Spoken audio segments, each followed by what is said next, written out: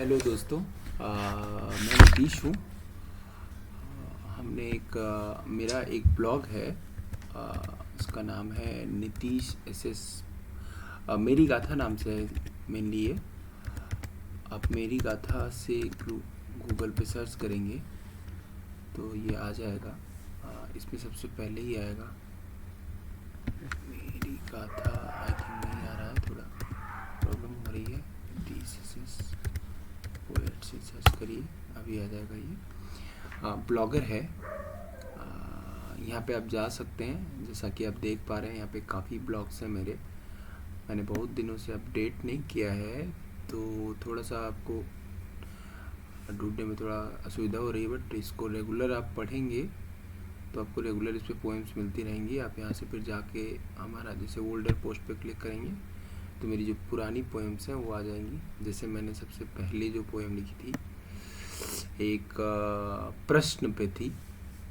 जो हमारा हृदय होता है वो हमसे क्या प्रश्न पूछता है जब हम कभी कुछ गलत कर देते हैं किसी के साथ। पढ़िए।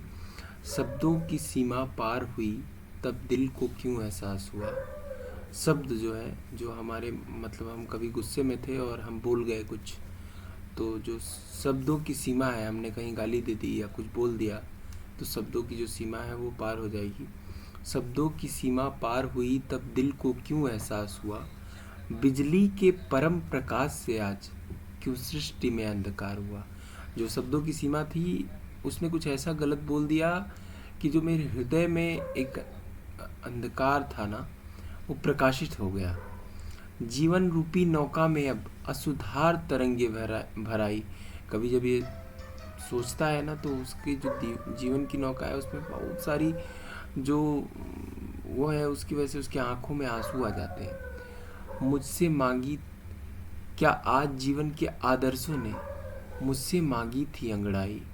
हंसने की चाहत से मुख पर हंस हाथ सदा दिखलाता हूँ। फिर क्यों रोनी सूरत संग अब दूर चला मैं जाता हूँ। उसको धोखा देने के इरादों पर क्यों नमक किसी ने छिड़का था, या बहती हुई जलधारा में अग्निपुंज अवधत का था। रोम रोम क्यों कांप उठे, क्यों सारी प्रकृति थर्राई थी, या मन के तपो अग्नि में अब घृत से शीतलता पाई थी। क्या देख स्त्री सुंदरता को ब्रह्म भिक्षु साधना त्यागते हैं, या जीवन की सरिता में गंगा का अनुकरण करते हैं। कुछ ऐसे ही प्रश्नों से मन अशांत आज हुआ मेरा था। धोखा देने के कल्पना मात्र से सुबह में ही हो गया अंधेरा था। ऐसे ही मेरी दूसरी कविता है भीगी जिंदगानी, जो नॉर्मल एक विद्यार्थी के बचपन से जुड़ी कुछ बारिश की यादें बताता है। उसके बाद कुछ आप तेरा एहसास है, जो एक लड़की के बारे में है कि उसकी एक प्रेमी को कैसे प्यार होता है उसको पहली नज़र में।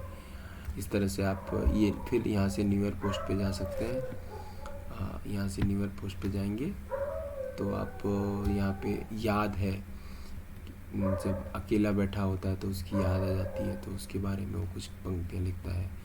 फिर ये एक अधूरा प्रेम करके मैंने एक सीरीज़ लिखी थी जिसमें अधूरा प्रेम के 4-5 खंड लिखे थे। इसकी कुछ खंड मैंने यहाँ पे प्रकाशित किए हैं। प्रथम खंड, द्वितीय खंड, तृतीय खंड। ये एक्चुअल में एक 12th क्लास के बच्चे की है, जो एक लड़की को देख के ही उसको मन ही मन प्यार करने लगता है, लेकिन वो उसे दोस्त समझती है और कुछ दिन बाद वो अचानक से गायब हो जाती है, तो उस पर लिखता है।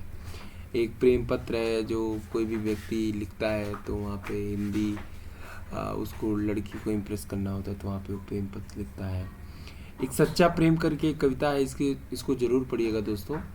इसमें है घनघोर घटाएं छाई हैं, देखो ये खुशियाँ लाई हैं, है खुशियों का संचार हुआ, देखो इनको भी प्यार हुआ। मिलने को धरती से बादल कैसे हैं देखो उमड़ रहे, धरती का आलिंगन करने को चहुओर हैं बादल घुमड़ रहे। बारिश का मौसम है, चारों तरफ से घटाएं जो हैं वो घिरी हुई हैं और उससे जो प्रकृति का वातावरण है वो बहुत ही रोमांचित हो गया। बहुत ही सारी खुशियाँ नज़र आ रही हैं और बहुत ही मनोरम दृश्य है। है कितना प्यार इन दोनों में।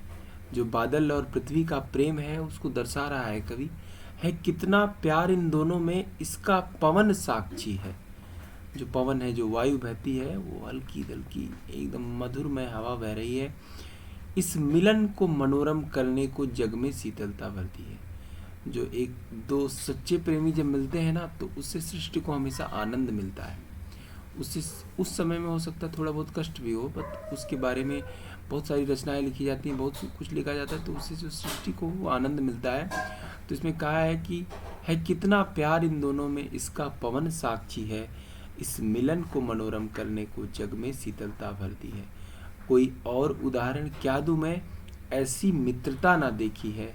इस स्वार्थ भरे भूमंडल पे इनकी मित्रता एक लेख ही है, एक रचना है, एक गाथा है।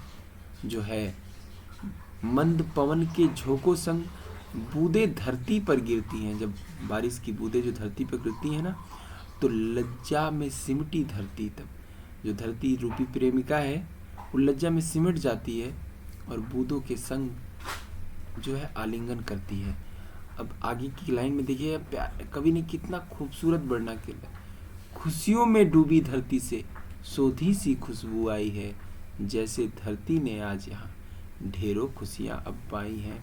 अपना अस्तित्व मिटाकर भी बादल पृथ्वी से मिलता है, एक शुद्ध प्रेम के खातिर ही बूंदों में खंडित होता है। जो बादल है वो अपना अस्तित्व मिटा देता है, अपनी प्रेमिका से मिलने के लिए खुद को बर्बाद कर लेता है, खुद को तोड़ देता है, और उस तोड़ने के बाद वो पृथ्वी से मिलता है।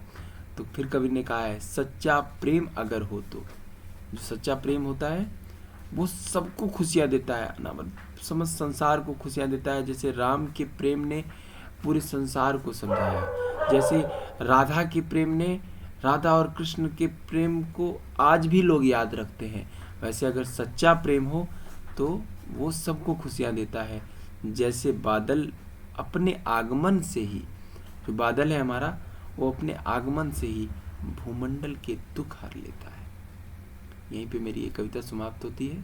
आप मेरा ब्लॉग कभी भी ओपन कर सकते हैं, ये फ्री ऑफ कॉस्ट है, इसको देख सकते हैं, इस पर मेरी पोएम्स पढ़ सकते हैं, और पढ़ने के बाद ज़रूर इस पर कुछ लिखिए, मुझे भी बताइए।